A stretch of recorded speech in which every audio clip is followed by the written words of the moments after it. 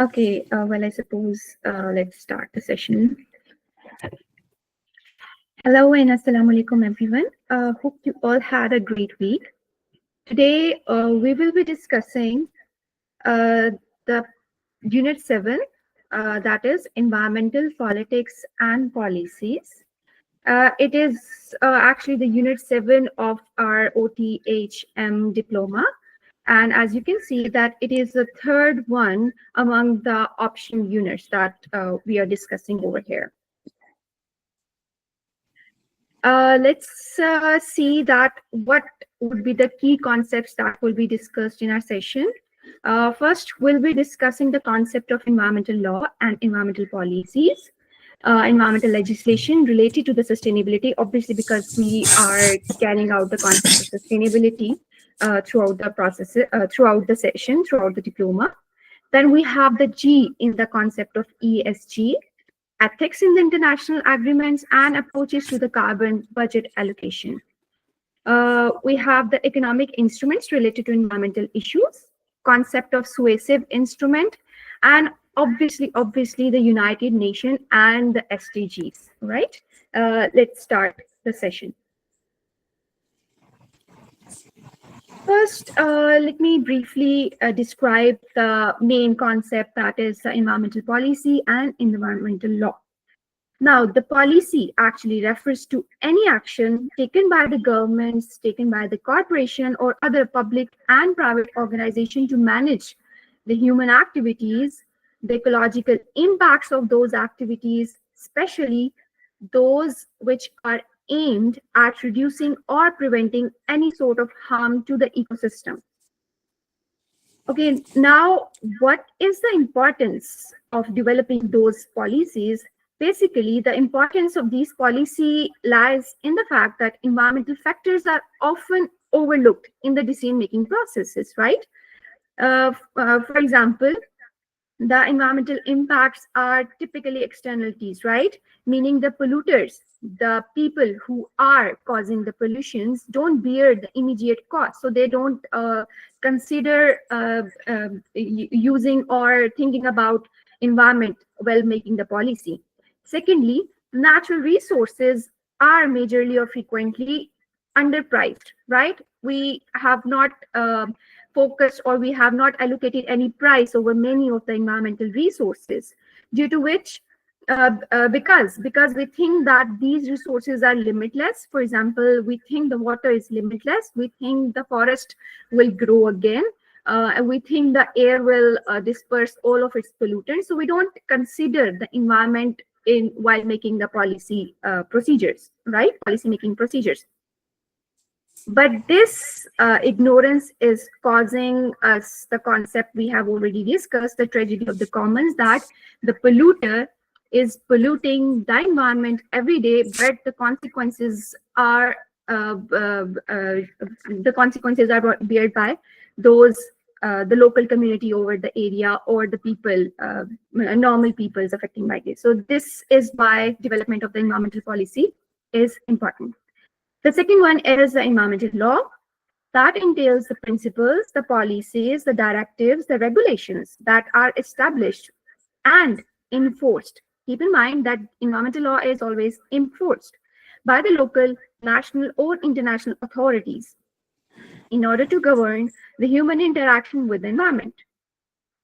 Now, these legal domain, these law addresses a wide array of or wide range of topics across various jurisdictions. Like, for example, we have in the United States, we have the emission laws, emission standards for example, coal-fired power plants. In Germany, we also have these laws, like there's a restriction over the emission of the carbon dioxide, etc. Right? We have now keep in mind that these two terms are very different, as you can see, as I have already described, and as you can see from the examples. Like, we have the example of the environmental policy, like the national energy policies, that is promoting the renewable energy. We have the sustainable development strategies. We have the policies on the carbon regulations, etc. However, there are different examples for the environmental law. For example, the Clean Air Act, the Clean Water Act, the Environmental Protection Act, etc. Basically, we can observe that these environmental policies and laws that we see and observe today are actually not developed just readily in the 21st century. When we read in the history, we see that these laws and policies actually existing in the past civilizations as well. For example, when we look at the sewer system in the Mohenjo-daro in Pakistan, Sindh, or in the ancient Rome, we see that there is a well-established sewer system. That means that they were concerned with the environment and the pollution, right? And some ancient civilizations like Greece also implemented forest law, etc. And in the 1900s, in the 19th and the 20th century, with the development of the industrialization era, the government started introducing regulations on urban sanitation and housing. They developed the laws for the natural landscapes and the wildlife. Now, at this point, only governments were interested of the somewhat developed countries at that time. Only government were interested in development of these regulations, these laws, these policies. The public awareness started with the major incidents like Minamata disease that was in Japan due to the mercury pollution, or the most famous publishing in the field of environmental sciences, that was The Silent Spring by the late Rachel Carson on the effects of the pesticides. Now, from this overview, you can see that the strict regulations that we see today came through the gradual processes, a particular process, awareness process, and finally we have come towards the concept of SDGs that is not only talking about the present, but also the future generation.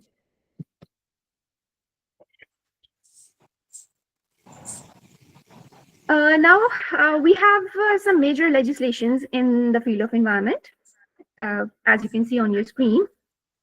Like these are the key principles in the environmental policy. First, we have the polluter pay principle, which actually states that, as the name suggests, that the cost of the pollution should be borne by the entity which profits from the process that causes the pollution. That means that the polluters, the one creating the pollutants, they could be the organizations, they could be the firms, they could be the businesses, they could be the factories, or maybe individuals. They are required to cover the cost associated with the prevention, with the mitigation, or with the cleanup of the pollution. For example, the carbon pricing, it's actually a type of the polluter pay principle where the polluter is supposed to give or covering the cost associated with the creation of the carbon, the emission of the carbon in the environment. Second one we have is the precautionary principle. The precautionary principle is that when an activity, any industrial activity, organizational activity, poses potential threats to human health or the environment, precautionary measures should be taken, even if the cause and effect relationships are not fully established scientifically. Now, that means that it is the duty of the organization, of the business, of the firm to take preventive action in uncertainty. It has to act early to prevent the harm without considering that it would create the harm. If you are doing any activity that has chances that it would impact the environment, you have to take the precautionary measurements beforehand, before the science has proven that this activity would produce this effect. Because the stage that we are now with the concepts, with the phenomena of climate change, of the global warming, it is because we didn't take precaution. We didn't take precautions while doing our industrial activities, right? We didn't consider the impacts. We just continue doing our activities, that this activity does not have any impact. let's just do it. But look at us now that we are bearing the we are forced to bear what our ancestors did, right? Then we have the producer pay principle. The producer pay principle, or in some countries it is known as the extended producer responsibility. It's the legislation that makes the producer responsible for the financing and organizing the take back and recycling of, for example, waste batteries, for example, of the packaging that it is using, or the electronic equipment. This concept, the producer pay principle, actually focuses on, or it has the key features related to the life cycle responsibility, that the producer is responsible for the environmental impact of their products from the design or from the extraction of the raw material to the design phase throughout its disposal, including the recycling and its management, waste management. Now, related to this, there is a concept we call as best available technique, or BAT, BAT. These are actually the most effective methods and practices that are available to the industries to minimize their environmental impact and prevention of the pollution. The concept actually is used as, because we are discussing the environmental policies and governance and legislation. So this concept is used in the environmental regulation, particularly within the European Union regulatory framework, because it established the standards for the industrial operation to develop technologies and practices that provides the highest level of the environmental protection, like the methods that can significantly reduce the emissions, or that can reduce the waste generation, or that can use the resource usage. Now, in any process, in any development of the policy related to any subject, we see that it is made through a process, right? Or anything is made through a process. Same is the case with the environmental policy. Now, basically, you all must have heard of the PDCA cycle, right? The Plan, Do, Check, Act cycle. When we are making the policies, the environmental policy, it is made through this cycle. It is also made through these cycles. The first step is the plan, obviously. Like, you are planning the policy, you have to set the agenda, you have to check the foresight, you have formulate the plan, including the impact assessment, etc. Then you will go towards the do process, that is implementation process. Like, once you have developed the policies, considering the emerging issues, considering the impact assessment, etc., the lower level or the target groups have to adapt to that policy that have been planned, right? And the business strategies are to be made according to that policies, right? Then what will happen? You have to check. What does the check process entails? That you have to evaluate, you have to check, you have to monitor that whatever policy you have made is working best or not, right?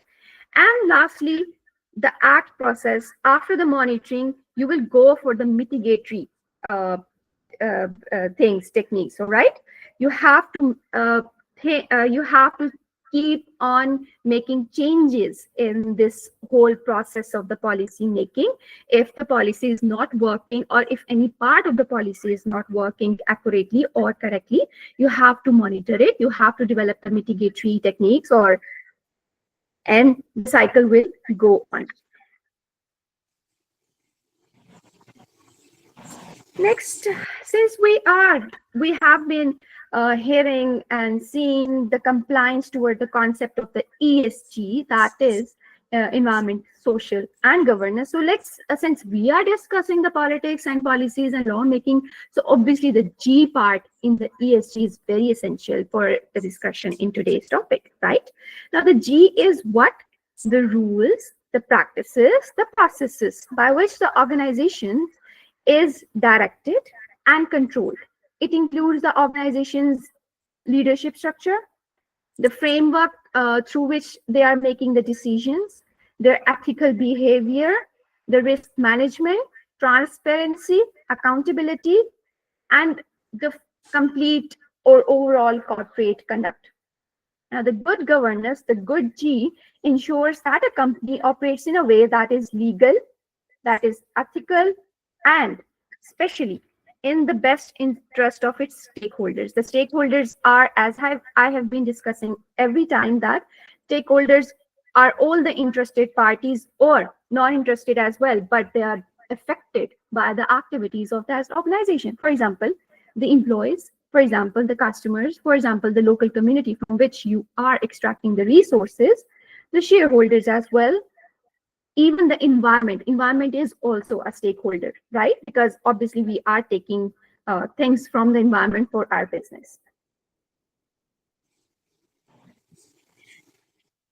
Now, I just discussed, or I just said that for the governments, for it to be for the G part of the ESG to be good or to be better, it has to operate. The company or the organization needs to keep in mind the legal, ethical, and the best interest of that stakeholders. So that it comes in ethics, right? It comes in ethics. The main, what you can say, the main body is ethics, and in which you have to keep in mind the rights. You have to keep in mind the principles, the honesty, the fairness, responsibility, and everything in order to get the best G for your organization.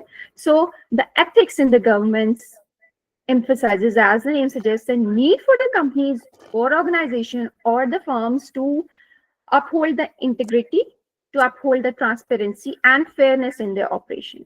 Now, the corporate actions have to be aligned with the social values. You have to consider the social values. You have to consider the sustainable goals, because sustainability is not only about the environment, it is also about the society as well.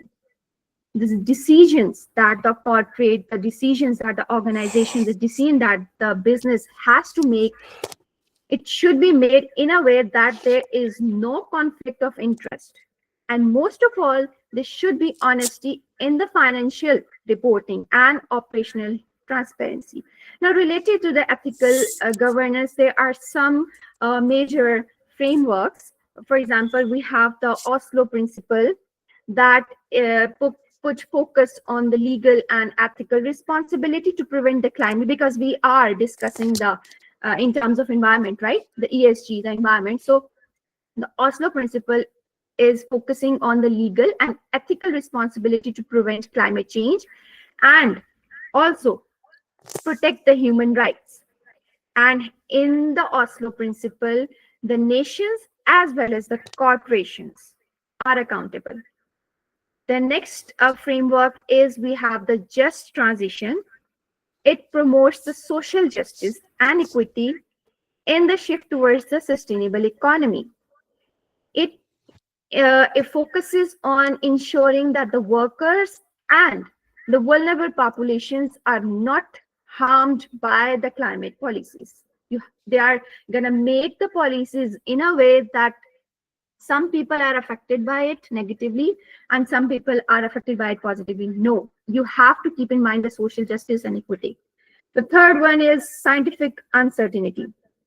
Now, ethical response to the scientific uncertainty involves applying precautionary principle, as I already stated, that you have to emphasize on the risk management without considering, without not accurately knowing their scientific impacts or the scientific knowledge of the impact. You have to keep in mind, or the organization needs to keep in mind, that their activities will have impact maybe after 10 years, maybe after 20 years, or maybe after 5 years. So they have to take the precautionary measures under consideration.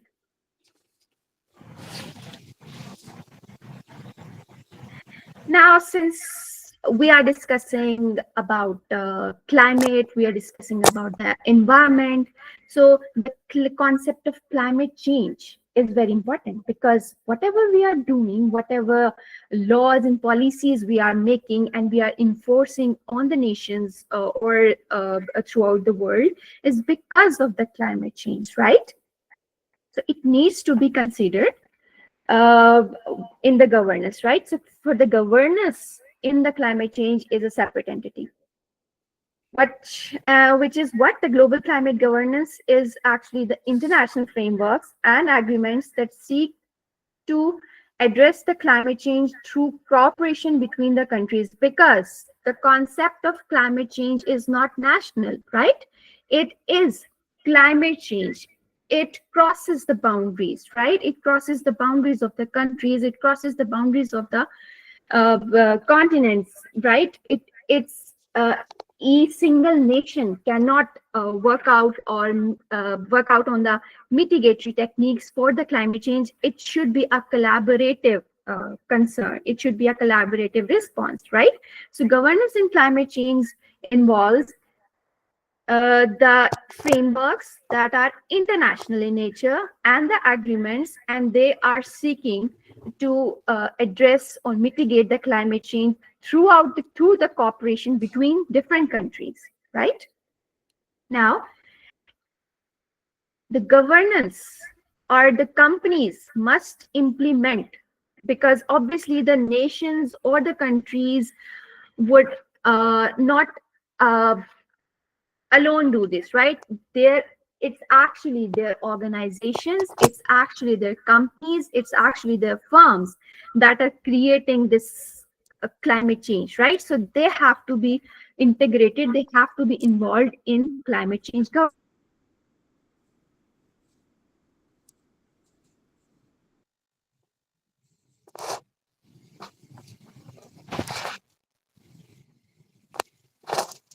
A duty to align the corporate strategy with the climate change targets, like net zero goals, like emission reductions. And they also have to ensure accountability by reporting on the climate action. Like, for example, it is a duty, it should be a duty for every organization to disclose their carbon footprint, disclose how they are improving their energy efficiency, and how and what type of strategies they are adapting in response to the climate risk. But obviously, this governance is climate change has some complications or challenges that is preventing many organizations and many nations and many countries to implement it 100%. What are those? Number one is equity and fairness, because different countries have different levels of historical emissions, right? They have different economic capacities and they have different vulnerability to climate impacts, because different countries have had different different historical emissions. Like, they had different industrial practices in the past, they had different needs in the past, right? And also they have different geography that is making them vulnerable to climate impacts.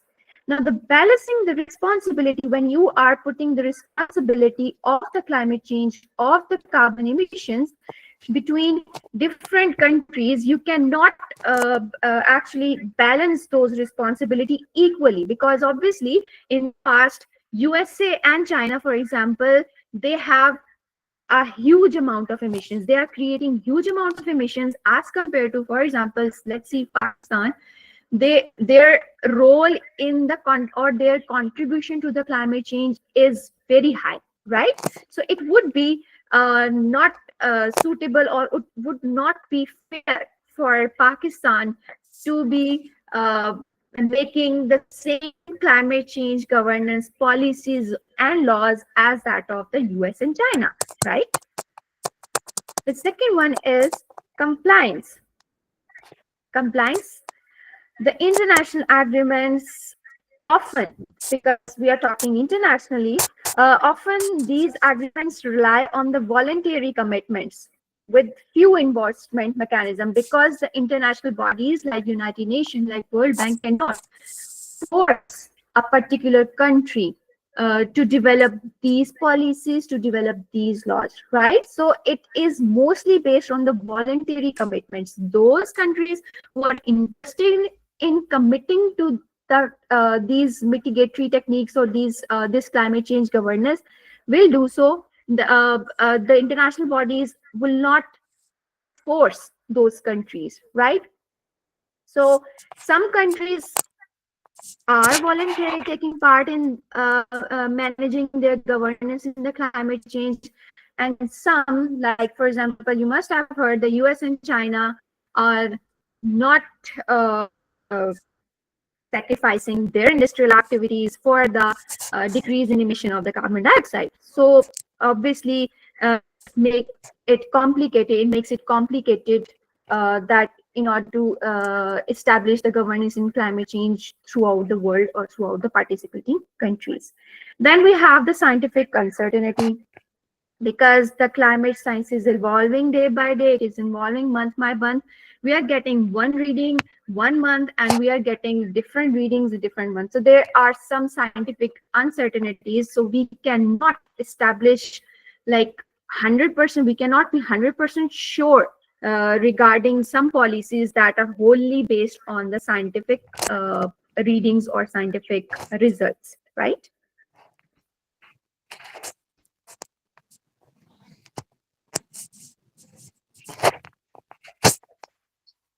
Then we have the concept related to obviously this. Before we were talking about the international and national governance related to the climate change. But here there's a concept called civic environmentalism and the governance.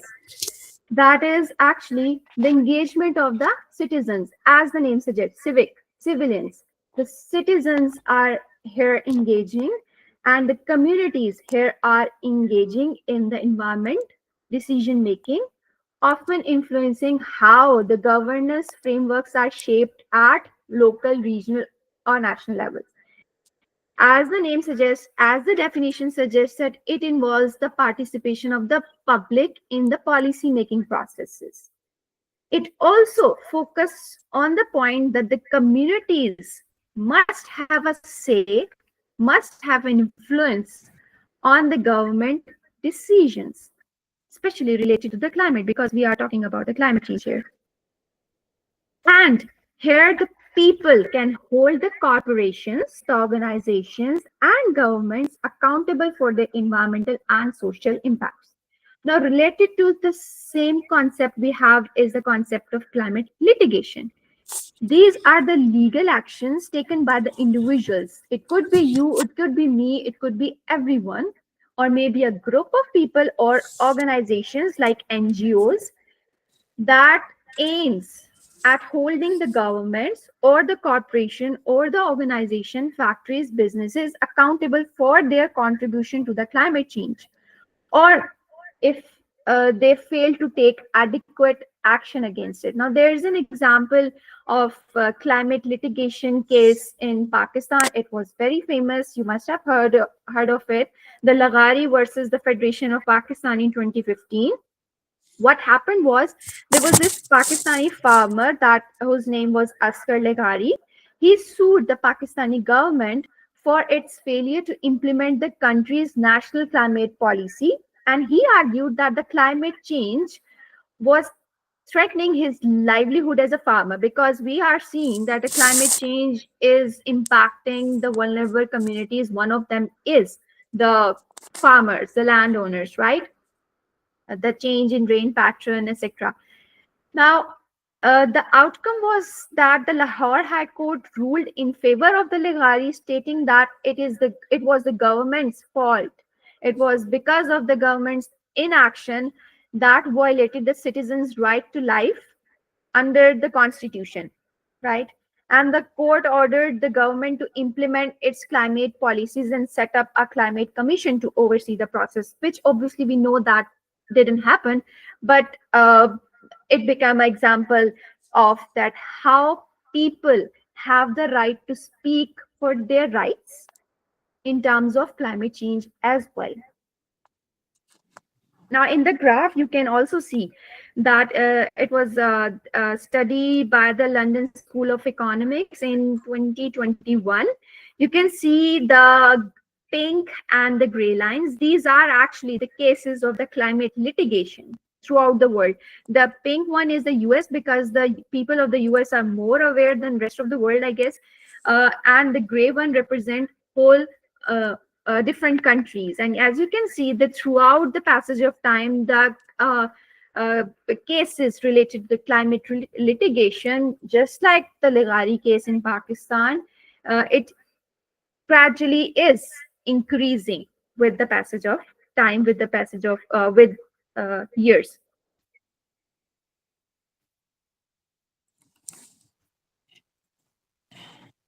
Now, since we are talking about the climate change, and climate change cannot be talked about without considering the concept of carbon dioxide emission, right? So this topic is allocating the carbon budget. Because, and why the carbon budget? Because you have seen that without emitting carbon, we cannot progress. The nations cannot progress.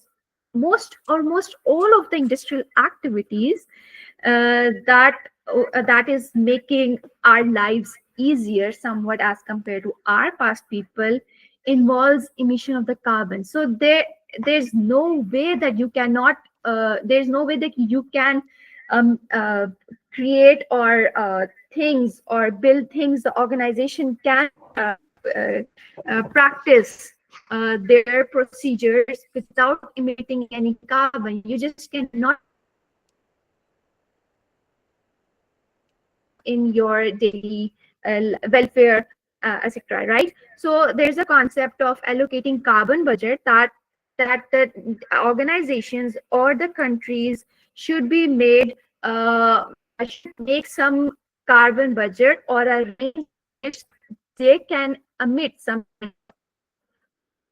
like either in a form of carbon dioxide, either in a form of carbon monoxide, or maybe methane, right? They just have to allocate a range that is safe, that is feasible, not only for the procedures, but also for the health of the environment.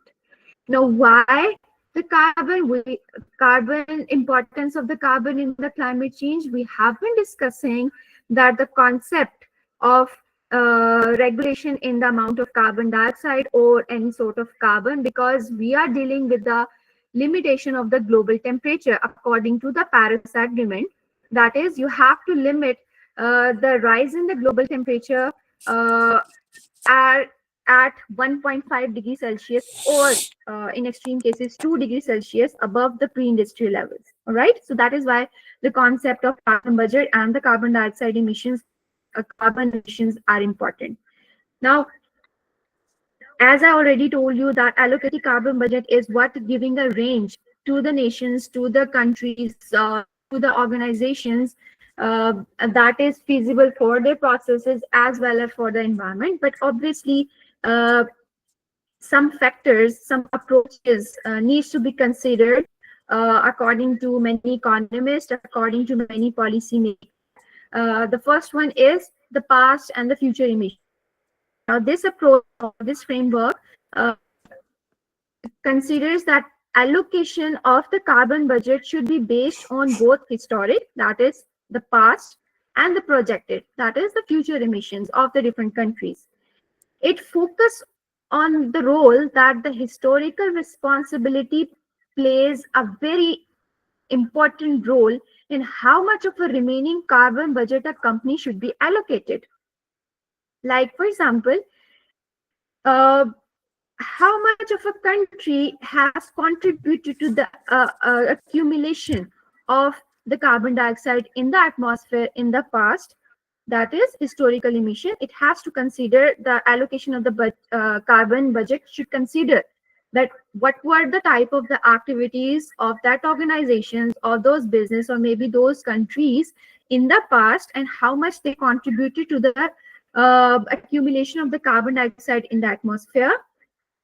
However, some countries also argue that the developing nations should be allowed more carbon budget as compared to the developed nations, because they still need to industrialize, they still need to develop, which means using more energy and more resources. So it would be unfair for them to be as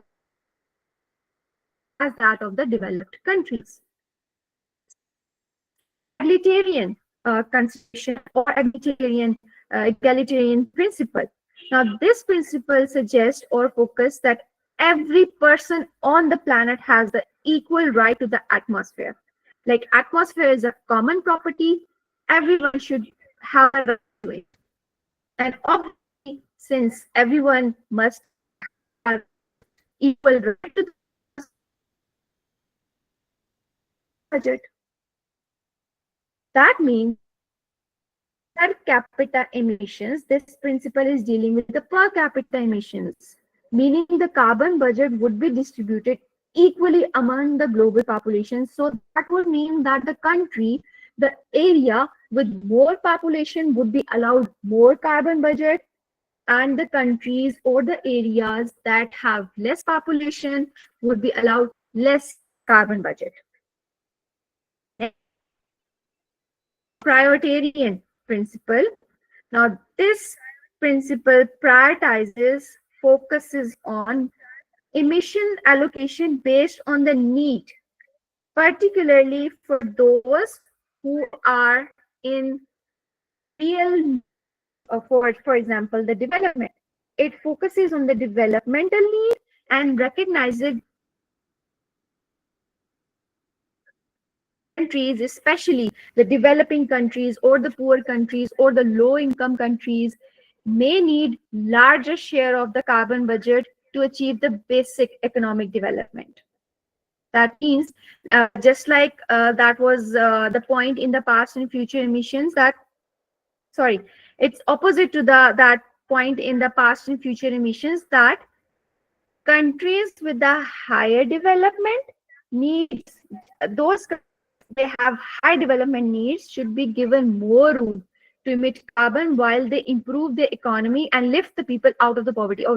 It's the same as those the past and future emission principle, where some developing countries argued that they should be allowed more carbon budget as compared to the developed nation.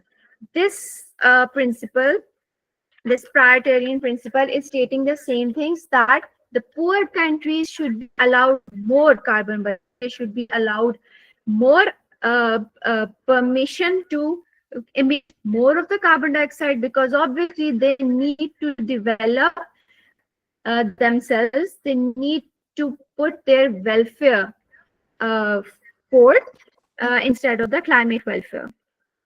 Then we have the sufficientarian principle that suggests that the countries should be allocated enough of the carbon budget to meet sufficient level of the development or well-being, but not more.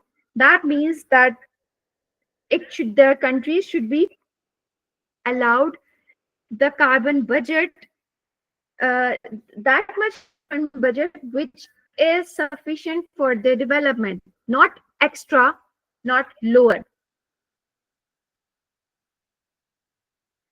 Then we have the fifth concept of grandfathering.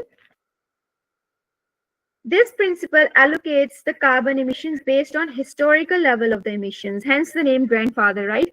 An old person. That the carbon emissions should be based, the allocation should be based on how much in the history, how much in the past era those countries, those nations emit the emissions. Like the developed nations have historically emitted more carbon, would or should receive larger shares of the future carbon budget because their economies are more dependent on higher energy consumption. This one is exact opposite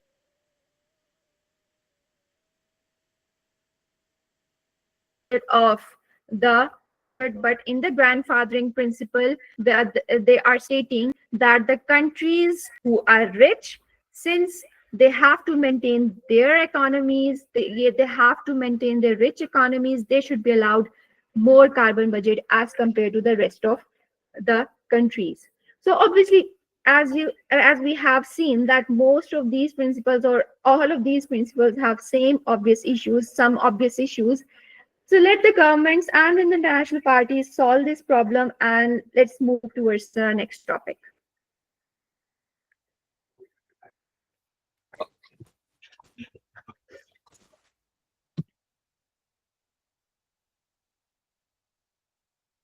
Now, we have discussed the laws, the policies, the G governance, its relation to the climate change, carbon dioxide allocation, mitigation, etc.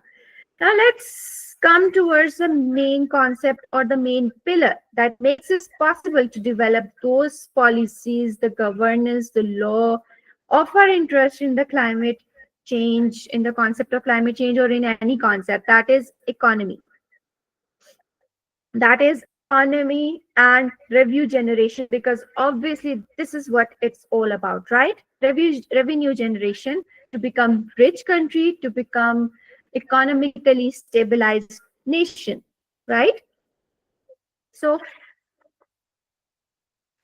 the policies, obviously, as I already mentioned, this is the main goal, right? So the policy process relies mostly or always on the market-based instrument or the market-based influences or the market-based values to influence the behavior and sustainable goals, because we would not go towards the losses. Obviously, we want to go towards the profit, even if the climate or the environment is at stake, right? So the economic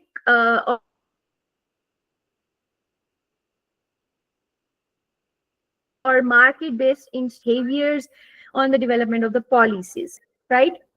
And according to the literature on the subject, the instrument, the market-based instrument that are influencing the behavior and sustainable goals during the development of the policies can be divided into many frameworks or can be categorized into groups. Like, for example, we will be discussing some of these, 4 of these here briefly. Like the first instrument, first framework basis is the price-based instrument. Now, these instruments include the taxes that are imposed as the cost per unit of the pollution. For example, the carbon tax, you must have heard of it, right? That you have to give tax to the legal body of the area wherever that organization is working, depending upon how much carbon you are producing. Now, this price-based instrument in the development of the policy, it has advantages, it has strengths, such as it is flexible, since every firm and every organization, every company can devise ways to reduce its pollution, right? Plus, the taxes collected can be used in a way that is beneficial to the society as well, right? However, it has some disadvantages as well. Like, for example, it doesn't guarantee the pollution reduction. For example, if a company can afford the tax and devising or planning the ways to reduce the pollution are more expensive as compared to the tax that is allocated or that is devised by that region, by that country, then obviously they would prefer in paying the taxes instead of creating innovative ways, or instead of changing their machineries, or instead of changing or spending on development of the technologies in order to reduce the pollution, right? So we do not have a way that this price-based instrument would decrease the pollution. Plus, taxes are always not liked by the politicians or the policymakers, right? So there are some this price-based instrument. Next, we have the quantity-based instrument. The quantity-based instrument include the tradable permits like cap and trade concept of cap and trade. That is, you have to keep in mind keep in that mind that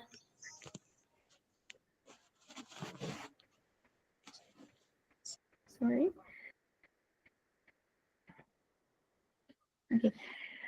Cap and trade, that tradable permits that this much amount of, for example, carbon is allowed, this much amount of pollution is allowed, right?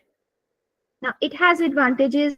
It ensures environmental targets are met, like because you are fixing the amount of the pollution every organization or every country or every nation is producing, and putting a cap on the total amount of the, for example, carbon emissions, because you are limiting the amount of pollutions emitting by the organization. So you are putting a limit over the amount of pollutions, right? Plus, it would obviously, since there would be a limit over the amount of pollution production, so obviously it would make the organization to invent or innovate or to improve their performances. But obviously, it has also some complexities or disadvantages, like it needs to be properly monitored, because you have to properly monitor that if the limit that you have devised for that particular organization is being met or not.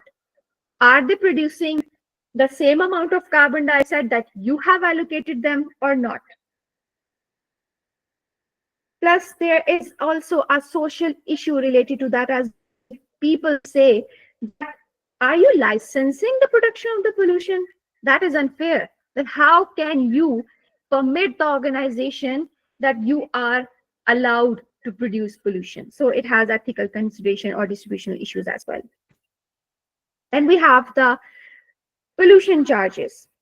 It is related to the price-based instrument, but it involves the direct payment to the pollution. For example, if a company, if an organization, or if industry is producing wastewater discharge, so it has to give fee for that wastewater discharge, or it has to give, for example, if it is loaning a land for landfilling of their waste, so it has to give some fee to the local authority, or maybe the regional authority, or maybe the government of the country. Obviously, it has advantages, like it has direct link to the pollution. You can measure how much amount of pollution everyone is producing, and based on that you are getting the fees, you are getting the money out of it, and it is simple, right? But however, it has a limited scope, right? Not every organization can afford the fee, can afford the rent for the landfills, for the land, right? So it has a limited scope. And the third one is deposit fund, a deposit refund. Now, this one entails the consumer pay a deposit, the consumer, you and me, who are using those products from the organization, and they pay a deposit when purchasing a product, for example, the bottles, and they will refund it when they're returning. If you can remember, that's what we used to do when we were little, when we were kids. Like, for example, we used to buy the Coca-Cola or 7-Up bottles, and on returning the empty bottle, the empty glass bottle, we were refunded with some money for those bottles. So that is the concept over here. So obviously it has advantages or strength, like it is encouraging recycling, right? It is also shifting the responsibility towards the consumer, is cost effective. However, it has high initial cost, because obviously we have to, like, because we have different type of waste, not just a glass waste, not just a plastic waste, we have different type of waste. You have to create the recycling facility for each and every type of waste. You have to put money on the line for that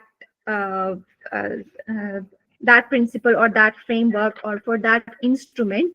at first, so it has high initial costs, so companies don't go for it much. And plus, this effectiveness or the successful nature, or if the people are in compliance to this instrument, depends wholly upon the consumer or the public behavior. Some people do not go to go to the extra lengths, uh, to just return some bottle, right, just to get some money out of it. So it wholly depends on what type of behavior the consumer or what type of behavior the public has related to this.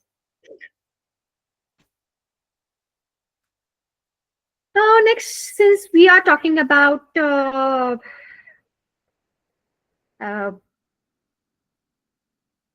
public opinions or the role of uh, uh, government as international bodies, as well as the organizations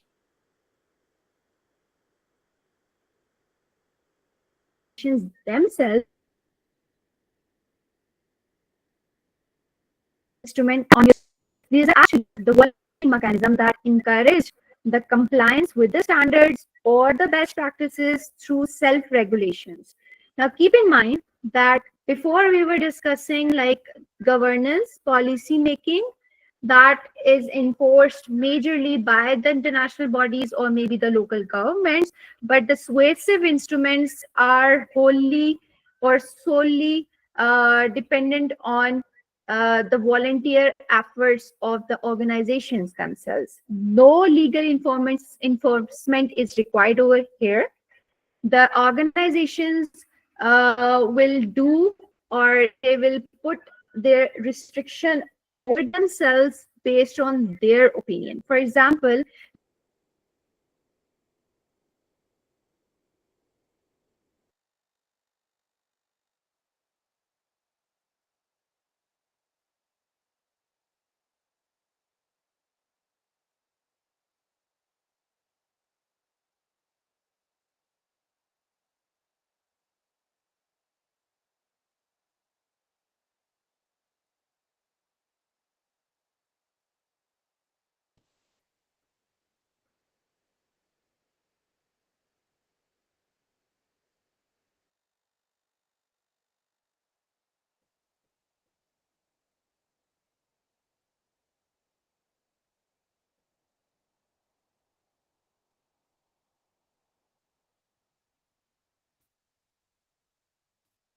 am I audible here?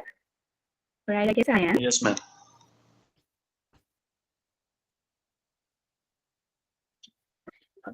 Okay, now we were discussing the suasive instrument, right? So these are actually the voluntary restrictions that the organizations, that the firms put them on cells in the form of maybe eco-label, or maybe there are sometimes awards for the best practices, and for those awards the organization commit themselves to the concept of sustainability, commit themselves to the effectiveness in their procedures to release less carbon dioxide or less carbon, right? Then we have some voluntary reporting, like they are reporting, the organization report on their carbon footprint, report on their activities. And also there are some certifications. Obviously, most of the certifications are not enforced. The organizations are not legally required to get those certifications, but the organizations get those certifications for their own out of their own concern for the environment, or maybe their greenwashing, or whatever their reason is. But basically, suasive instruments are related to the voluntary restrictions, to the commitment of organizations that is not legally enforced.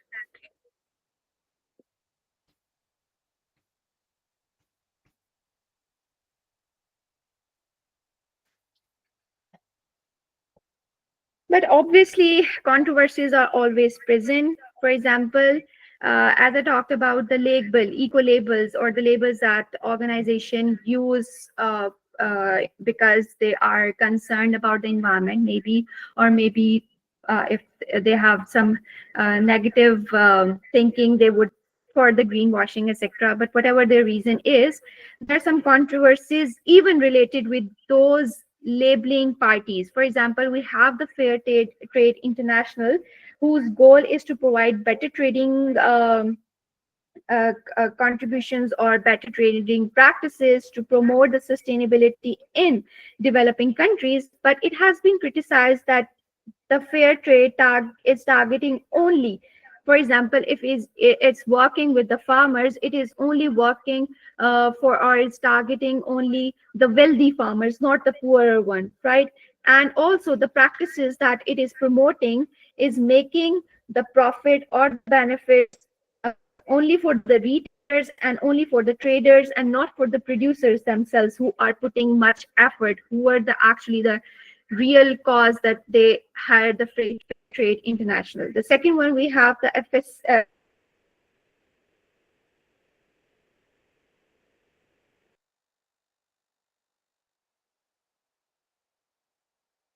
enforcement, according to many people or many organizations, that the enforcement is not very strict, and it is biased towards whichever organization is paying more money to it, and it would it is definitely leading different organization towards the concept of greenwashing, that is falsely claiming that they're working for the environment, but in actually they're not working for the environment.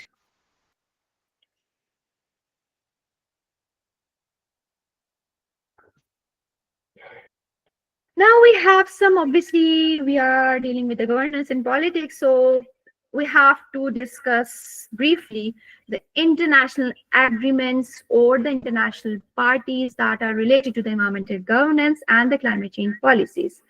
First, most of these you already are aware of. Like, for example, we have the UNFCCC, that is United Nations Framework Convention on the Climate Change.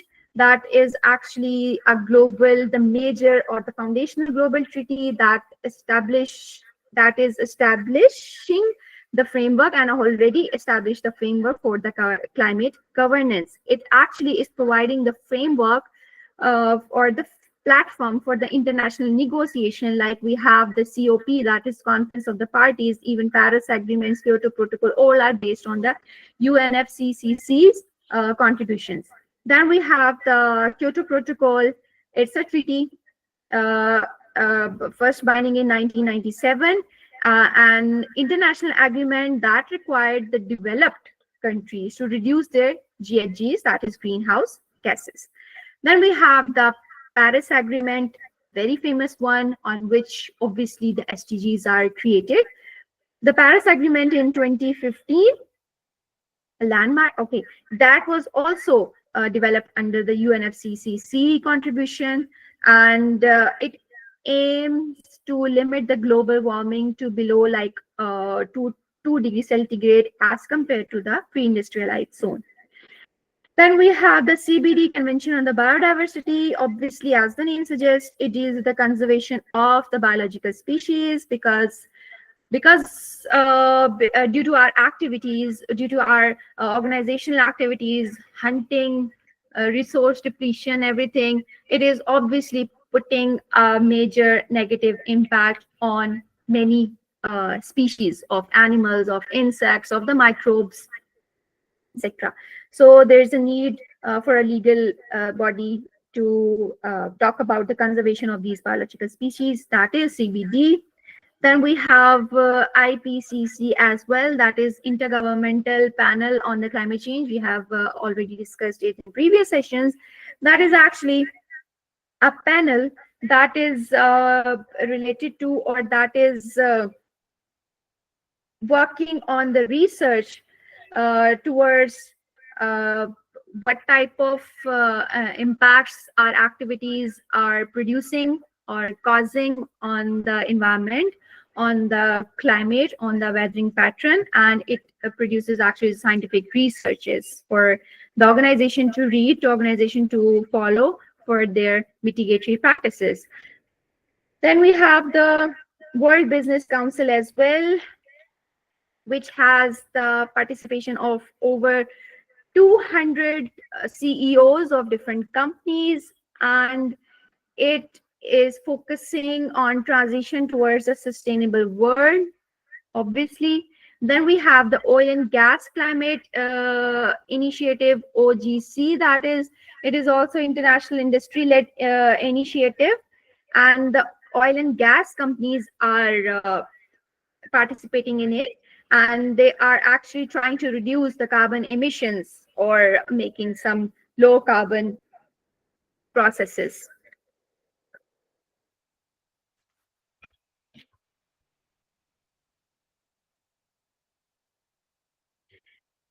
Next, we have, okay, sorry, I forgot the COP, the major one, that is Conference of the Party. Those are also the meetings under the UNFCCC. And the important one, for example, we have had the COP21 in 2015 that focused on the global warming.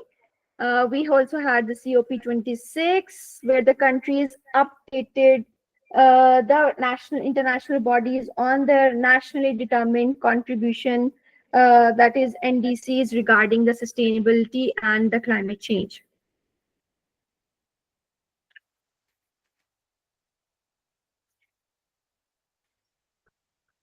Okay, since we are dealing with the ESGs, we are dealing with the environment, we are dealing with the sustainability, so sustainable developmental goals, discussing them over here is a must.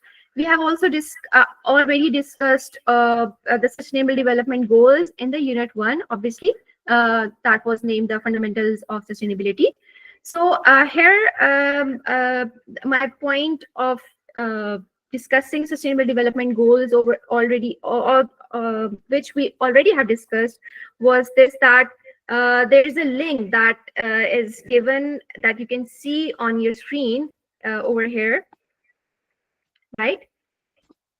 So this is actually the link towards the World Atlas, okay, of the SDGs. It's actually an interactive storytelling data visualization about the SDGs. Whichever country you are interested in, just type in the name. For example, let me just show you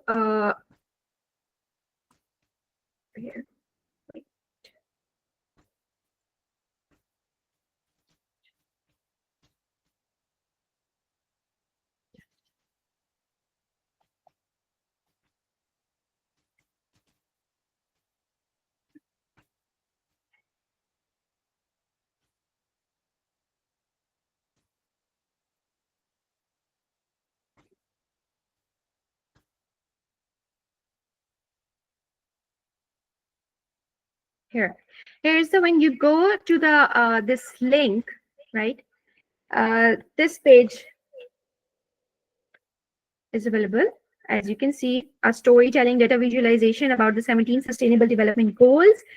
Now when you scroll through this process page, sorry, here you can see the 17 SDGs, all of these, and over here you can type in the country in which you are interested, that what type of SDGs are available over here, or what type of studies are being done, or what are actually the numbers, or what type of how much effective the SDG is working in that country over here. You just have to type, for example, let me type the United Kingdom, UK, and select the goal, whatever goal you want to study over there. For example, goal number 11, sustainable city communities in the United States, and here you will get the results related to that.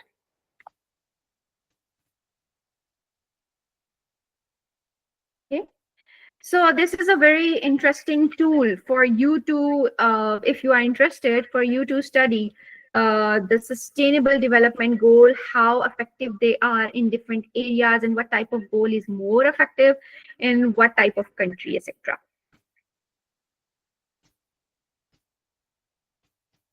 Now coming back towards our session.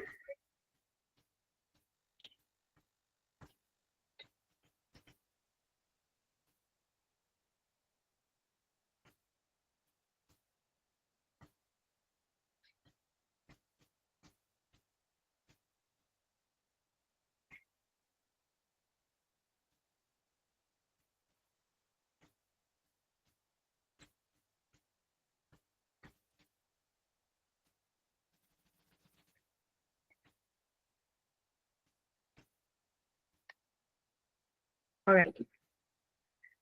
Next on our agenda is GDP, gross domestic product, a very important, a very essential concept. It is actually what are the total monetary or market value of all finished goods and services produced within a country at a specific time period.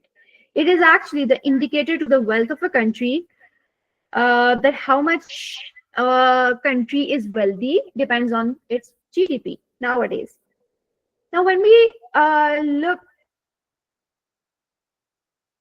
at its history, we see that it all started, the concept of GDP, it started with early attempt to quantify the wealth of a country in the 17th century with William Petty and Gregory King in the Britain. And then in 1930s, Kuznets contributed to the development of the modern GDP concept, right? He was the one who was the founder, he was the pioneer of the modern GDP concept. And after the World War II, the use of the this concept of GDP, it extended. However, this indicator of wealth has flaws in it, just like anything else. For example, we have like our criticism over it, that it ignores the inequality because it overlooks the income distribution, which can and has led to the situation where the country grows wealthy, that the country is making itself rich, but the benefits are enjoyed only by few selected entities or few selective group of people, not all. So it is not considering the concept of inequality, GDP. The second one is, obviously we don't see the concept of natural resource depletion, environmental degradation, pollution, because since it is not considered, as I already said in at the start of our session, that the environment is not considered an economic commodity. So the GDP concept is also not considering the environmental degradation, natural resource depletion, etc. Although lives and livelihood of many people depend on these resources, right? There's also a criticism on it that it is focusing on the quantitative growth over the quality of life. It is not focusing on the quality of life, what sort of human well-being parameters are present, what type of well-being parameters or what type of well-being processes or steps are being taken by that wealthy country. Maybe that country has wealth, as I already mentioned in the first point, but what type of well-being parameters that country is explaining when it's discussing the GDP, its gross domestic product. And obviously it focuses only a short-term economic growth, which has disadvantages because the policy makers focus only on making short-term policies related to the economy, related to the environment, while discussing the GDP. Now, since all of these disadvantage, because of all of these disadvantage, all of these criticism were presented obviously by the economist, obviously many alternatives to the concept of GDP were also developed. Like, for example, we have Human Development Index, that is HDI, that was introduced by the United Nations Development Program in 1990s. It includes the indicators like life expectancies, like education, like income per capita, and it's a broader perspective, right? It is including the not only the economic situation, but also it is including the social and social factors as well. Then we have the Genuine Progress Indicators, that is GPI. It includes the environment and social factors like the income distribution, environmental degradation, and the value of unpaid work. Then we have another indicator that is gross national happiness, that is GNH. It was pioneered in Bhutan, And this indicator emphasize the collective happiness and well-being of the citizens, including what? Social, environmental, and spiritual dimensions, along with the economic factor as well, obviously. Then lastly, we have the green GDP. It involves using the traditional GDP calculations, traditional GDP principles for the environmental cost and economic activity like pollution, like environmental degradation, resource depletion. For example, China has tried to implement this, not implemented, they actually experimented on the green GDP, but the implementation still remains because involving environment into the economic policies and or indicator to the well-being of a nation, indicator to the wealth of a country, it makes the process complex because environment deals with various factors. Environment deals with obviously controversies as well, so it would lead to a larger debate. But introduction of these or experimentation of these indicators is a welcome step towards sustainability. Now, this is it for the whole environment policies and politics session. If you have any question related to these, please ask away at the end of the session, or you can ask right now as well. Let me just briefly describe you how you are gonna prepare the assignment for this subject if you are interested in this, because you only have to give the assignment for the 2 of the optional units. So it is up to you, whichever unit you are interested, the optional ones only. You have to give all 4 assignments for all 4 of the mandatory units, obviously. So among these optional units, if you are interested in making assignment or preparing the assignment for the unit 7, that is environmental policies and politics. So let me just briefly tell you that what type of assignment you will be making. Now, for this unit, you have to prepare like 2 essays, 2 reports. First one would be like 2500 word essay, right? And the second one would be 200 word report. Okay. For the second one, you have to prepare a report on any policy you are interested in, any policy your choices, but you have to consider that the learning outcome 3 and 4 have to be included in it, that I will be discussing later on. Okay, now for the first assignment, you have to act like and think like a environmental policy and compliance manager, and you have to make a report on the best practices related to the incorporation of the environmental sustainability into of an organization into the operations of that organization for whom or for which you're working as environmental policy and compliance manager.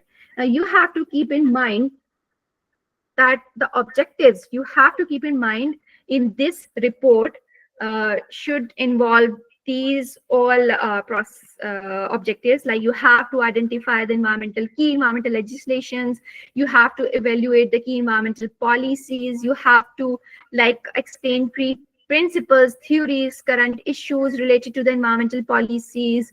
You have to discuss like everything that we have discussed in this lecture based on your assumption, based on your criteria, and based on obviously the company you are working for it, or you are just imagining because obviously it is you just have to act and think like an environmental policy and compliance manager, right? So just take an industry, take an organization of your choice, and write a report on the sustainable practices to improve the operations of that organizations, but as a environmental policy and compliance manager in terms of environmental policy and politics, right? Whatever we discussed today. The second one, as I already mentioned, that you just have to select a policy, okay, and you will write an essay on it, considering what the points, like you have to add the economic instruments available to affect the change related to environmental and social issues. You have to understand, or you have to utilize the suite instruments that are available to affect the change related to the environment and social issues related to that particular policy that you have selected. Okay, you have to also explain the strength and weakness of that policy. You have to critically analyze the main economic policy instruments available to available. Also, you have to give some examples on suasive instruments. You have to describe strength and weakness of those provided suasive instruments, etc. So any question related to today's session, please ask away.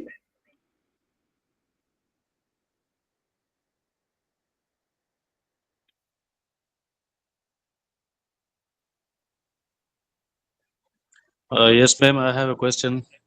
In the first couple of slides, you have explained about the environmental policies and environmental laws.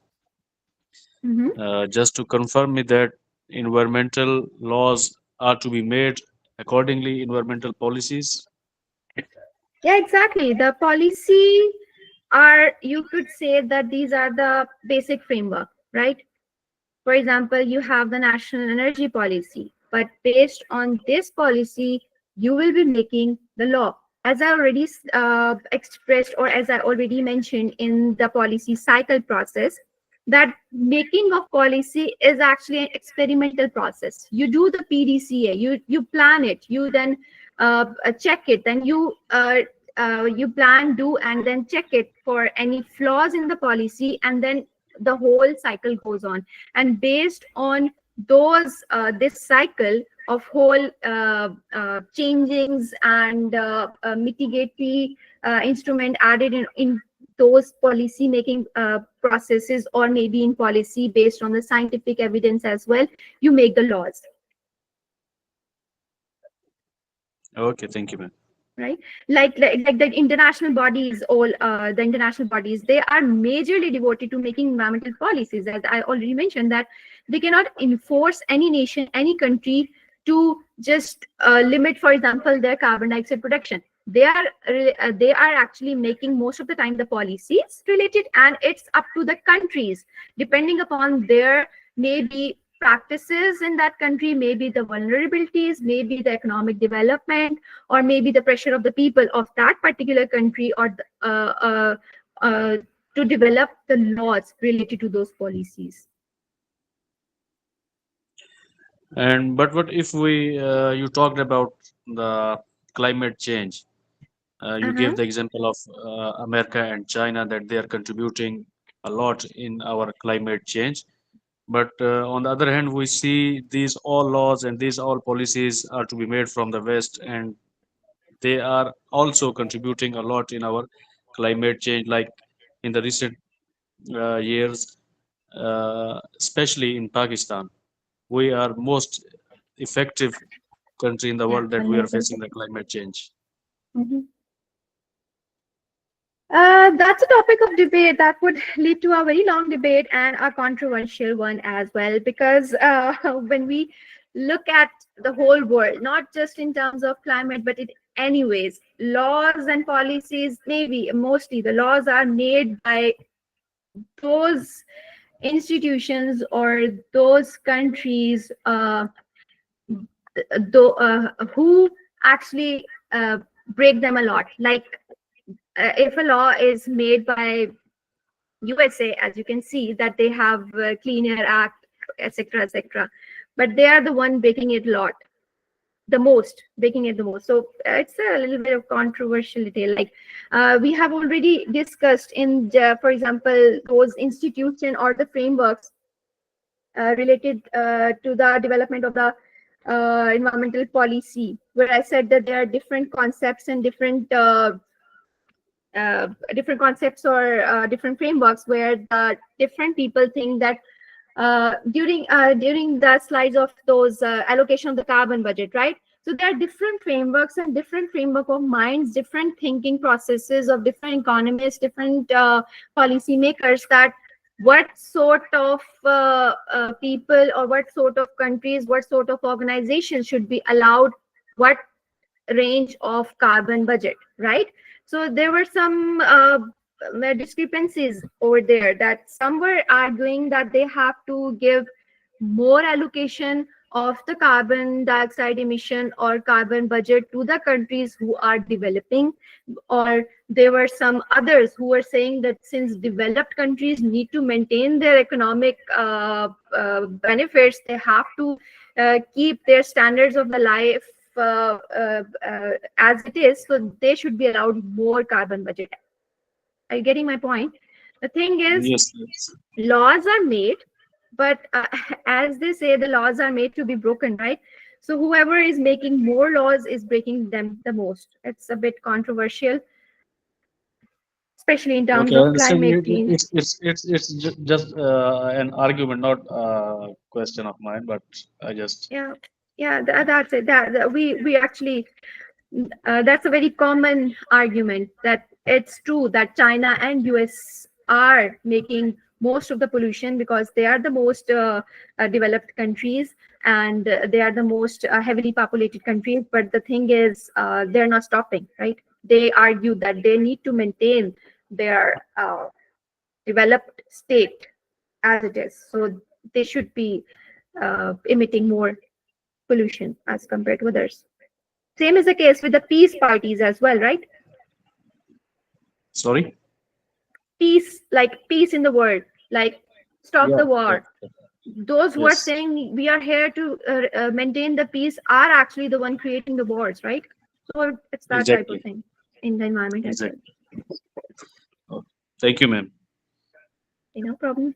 Any other question? That's all from my side. Alrighty. Hope you will have a fun week ahead. Let's end our session today because it has ended. In case of any question, you can ask in the WhatsApp group of the institute. All right. Have a nice weekend. Allah Hafiz. Allah Hafiz. Allah Hafiz. Hafiz.